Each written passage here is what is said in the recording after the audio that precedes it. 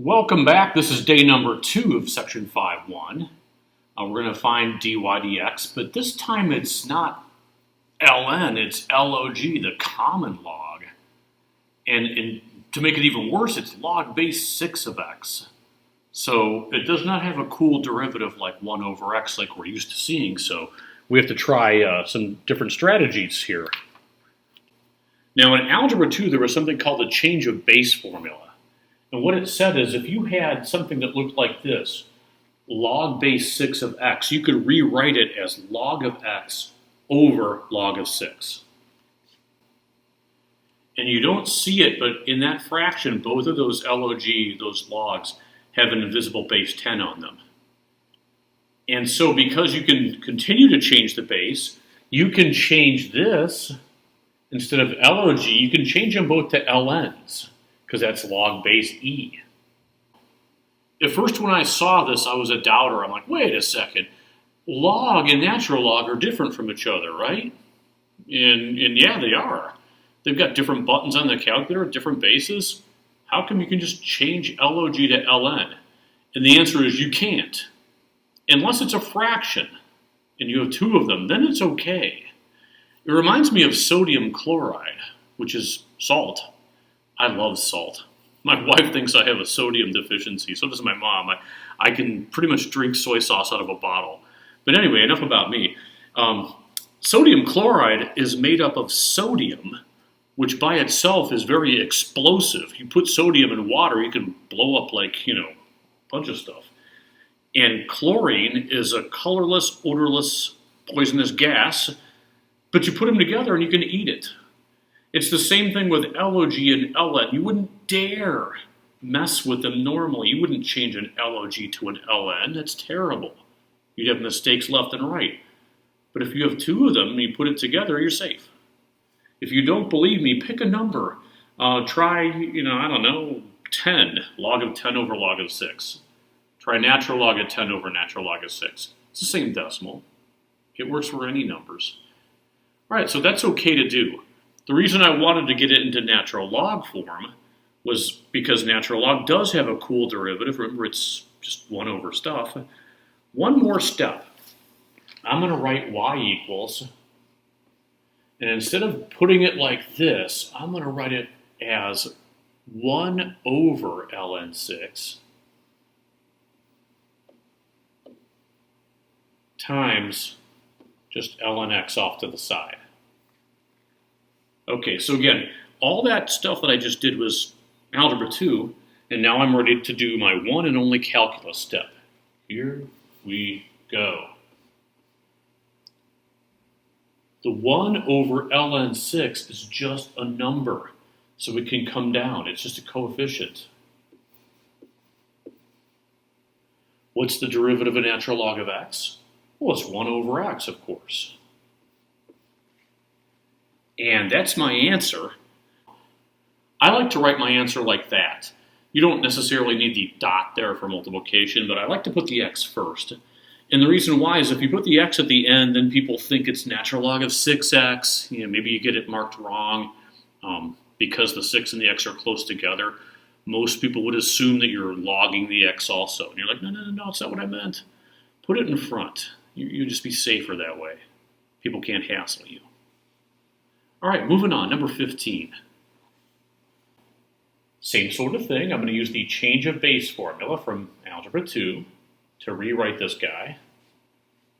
It would be log of x to the third over log of 7,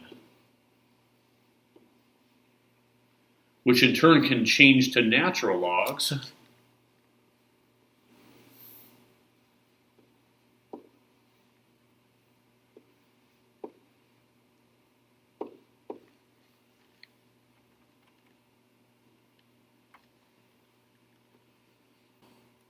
Again, don't ever just change one log to a natural log, but if you have a pair of them, the fraction, you can get away with it. And then while I'm at it, I'm going to use the power law and bring this 3 down to the front. At this point, I see that I have in this sort of L-shaped deal a 3 ln 7. Actually, it's 3 over ln 7. I should probably say it right. And then times just natural log of x off to the side. Keep in mind that this 3 over ln 7 is nothing more than just a decimal number. So when you take the derivative, you're really only taking the derivative of that part. This just comes down being a coefficient. So it's 3 over ln 7 times 1 over x. Again, I would rewrite it. We don't want people thinking it's the natural log of 7x down there. So the answer I'm going to say is the derivative is 3 over x ln 7. You can put an optional dot right there if you'd like to. It's up to you. All right, now we're really going to switch gears. We're going to take this back to chapter 3, but we couldn't do this in chapter 3 with natural logs. Now we'll know how to get maxes and mins of things, even if there's weird stuff in there like natural logs. All right, so to find the relative extrema, we need a first derivative. And to get the points of inflection, we need a second derivative.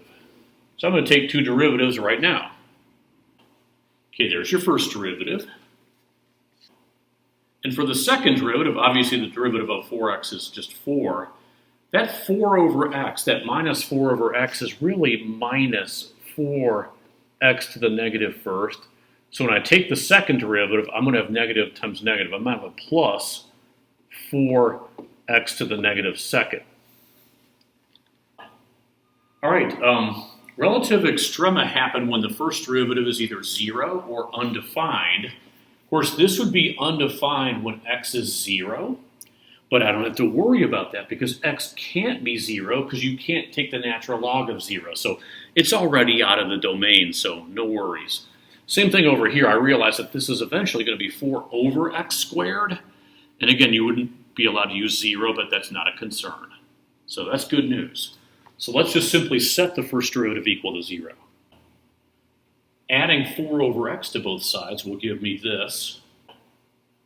Cross multiplying, I'll have 4x squared equals 4. X squared will be 1. And so x is either plus or minus 1. But again, x can't be negative because you can't natural log a negative number. So x is simply just going to be 1. So 1 is the only critical number.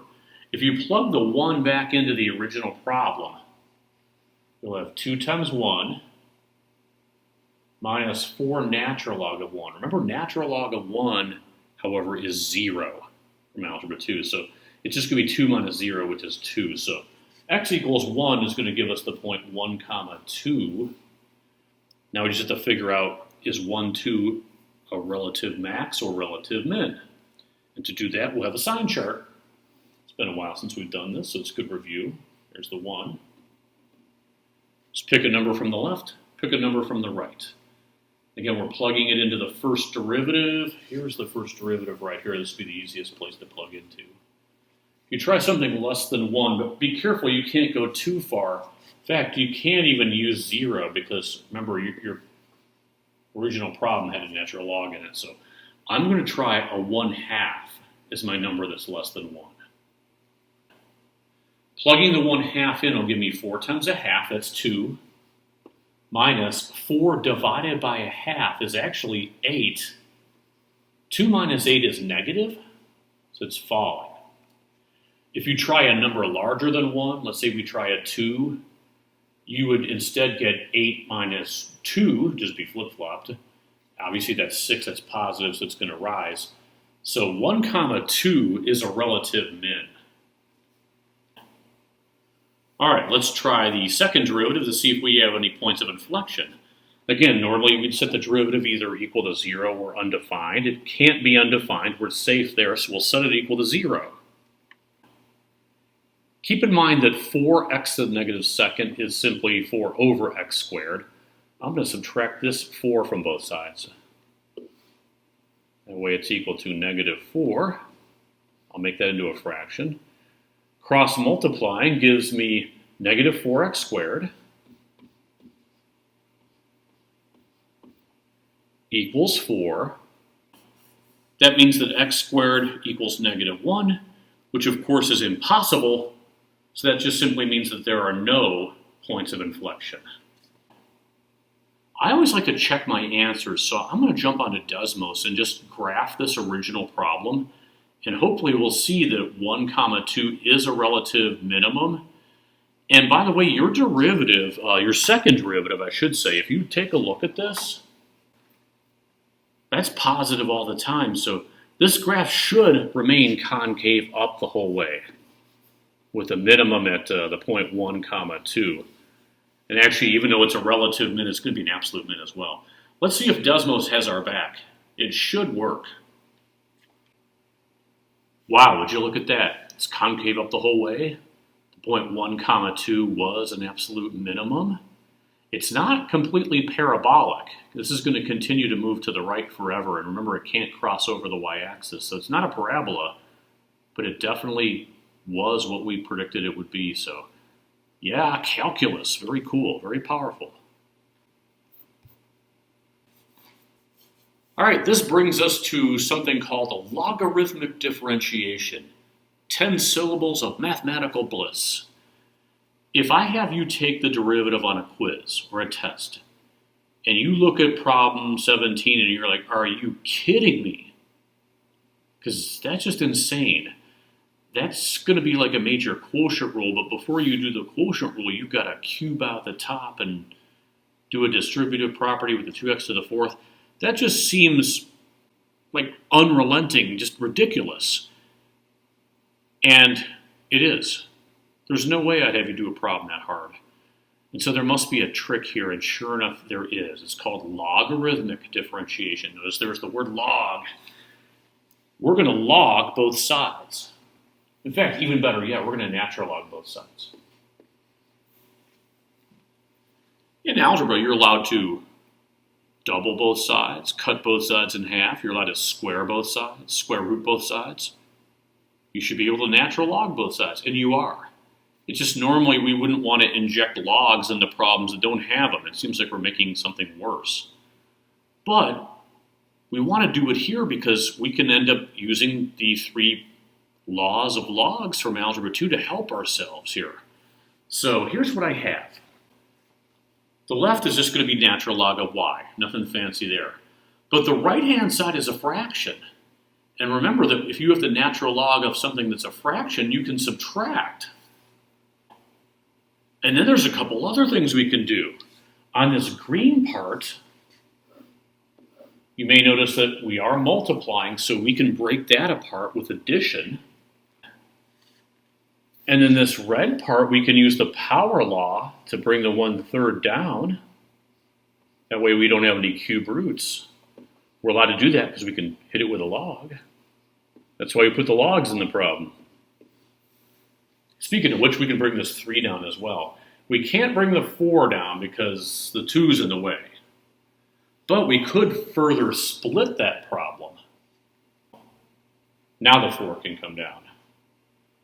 All right, let's see what we have so far. Okay, great. Now we're ready to take the derivative. Okay, so everything we've done so far was just Algebra 2. What's the derivative of natural log of y? Well, it's 1 over y. Oh, but that's the wrong letter. Psych, we're back to section 2.5. Implicit differentiation. We need a chain rule. Yeah, that was a y. It was supposed to be an x. Ouch. What's the derivative of natural log of 2? Well, being that it's a constant, 0. 4 ln x will become 4 over x. All right, so that's done. This will become 3, so plus 3 over stuff, times a chain rule, that's another 3. That'll turn into a 9. Minus 1/3, and it's going to be 1 over 2x minus 5 times a chain rule of 2.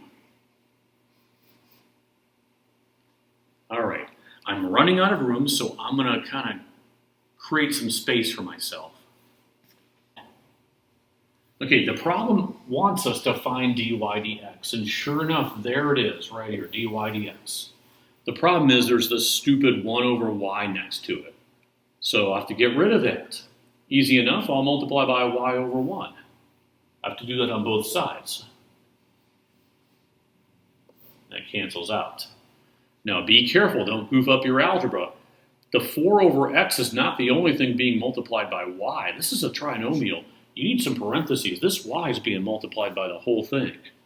If you don't have parentheses on that, you've missed the problem. All right, I'm going to write the final answer. I cleaned up the fractions a little bit, but there's one more thing that you have to remember, and that is we have to get this y out of here. Because you know what y actually was? Yeah, it was that big thing right there in black. I'm going to put that in instead. And students are like, really? You're going to make us write that again? I'm like, yeah, I am. There, that's better. That's the final answer now. Besides, if you had a y in your answer and you had to type that derivative into the calculator, how would you do it? You'd have to type in the x's, not the y's. So this is the answer that you want. So logarithmic differentiation is a way to do a crazy derivative. Even though that took me a little while, the calculus wasn't bad once I did the Algebra 2 first. The calculus would have been absolutely atrocious had I not. One more thing, I know that some people were probably bothered in the middle of the problem by something that I did. I decided to take this 2x to the fourth and split it. Other people may not have chosen to do that. They may have just been like, isn't the derivative of that just 1 over stuff? 1 over 2x to the fourth times a chain rule of 8x to the third. And the answer is, yeah, you could do it that way as well. Some things would cancel. You'd end up with 4 over x, which is what we ended up getting. So as long as you're following the laws of logs, you can do certain steps differently than what you might see me do or your friends do, and you're going to be okay still. So I just wanted to let you know. So there it is, ladies and gentlemen, logarithmic differentiation. Let's try another so we can get some practice at it. And to rub some salt into the wounds, I threw some trig in there as well. Yeah. Okay, normally if you're going to take a derivative of this, you just couldn't. You wouldn't want to FOIL it out 6 times. It's just awful. So instead, if it just seems too awful to be true, it probably is too awful to be true. So you want to bust it up using some logs. So natural log both sides. Okay, we're going to go to work on the right-hand side. It's going to be natural log of 3x to the 8th plus 6 natural log of 5x plus 1. I'm skipping some steps. Hopefully I'm not doing the Algebra 2 too quickly. Minus the natural log of sine of 9 plus 4x. Okay, let's take a derivative. The derivative of natural log of y is 1 over y. Oop, that's the wrong letter, dy dx. The derivative here is going to be 1 over 3x to the 8th times a chain rule of 24x to the 7th. I'll just throw that on top. We can simplify that later. Here, the derivative of this is going to be 1 over 5x plus 1 times a chain rule of 5. But there was a 6 here already. 6 times 5 will just be 30. So again, I'm saving some time and some steps here. All right, minus, and the derivative here is going to be 1 over sine of that stuff. This chain rule, however, has 2 parts to it. What's the derivative of sine of 9 plus 4x? Well, it's cosine of 9 plus 4x times an additional 4. All right. And that last part, by the way, since it's cosine over sine and the arguments are the same, we can call it cotangent. I think I'm going to do that. when I simplify. Okay, I've got the right-handed side simplified. dy dx is going to come down. Of course, I don't want this 1 over y here, so I'm going to multiply both sides by y to get it to cancel out. The whole thing's being multiplied by y. I've already got my brackets. But what's y? Well, this stuff, of course. So that's what's got to go in there. Implicit differentiation. There it is. I love it. Just keep saying it. I love it. I love it. I love it. All right, number 19. I've got a little star on the upper right-hand corner, which means I have treasures hidden behind the scenes. If you ever have a problem where the base is an x and the exponent also has x's in it, the only way to get this is to use logarithmic differentiation. It's your only hope. So you want to take the natural log of both sides to start out. That will allow the cosine of x to come down in front. Now, unfortunately, on the right-hand side, there's a multiplication dot, which means, yeah, we have to use quotient rule. So we're going to have u prime v plus uv prime. Of course, the left-handed side, the derivative of natural log of y is 1 over y dy dx. Okay, u prime v plus u v prime. Multiply both sides by y over 1 to get the dy dx by itself. But remember what y actually is. If you look up in the original problem, it's actually x to the cos x power. So that's how you're going to want to write your answer. Hopefully this process is starting to seem a little easier. It's not easy, but it's kind of cool. Logarithmic differentiation. All right, we have one more problem, and we're going to be done with section 5.1. Here it is, number 20. Find the equation of the tan line to the graph at the point 1,5. We were doing this in chapter 2, but the only thing is in chapter 2, we would not have known how to deal with the natural log part when we took the derivative. Now we do. Now it's easy. Speaking of which, let's take a derivative.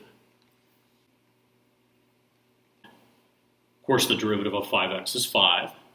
And the derivative of a natural log of stuff is 1 over stuff times a chain rule. I'm going to clean that second part up just a little bit, just to make it look nicer. All right, we have the slope. All we have to do is just plug in the x, which is the 1. When we do that, we get 5 minus 3 over 1, and 5 minus 3, that's 2. So the derivative, or in this case the slope, is going to be 2. And that's going to give me my final answer. Again, I prefer you guys to put it in point slope form. It's much easier. We have the 1 and the 5, which are the x's and the y's. The 2 is the slope in the middle.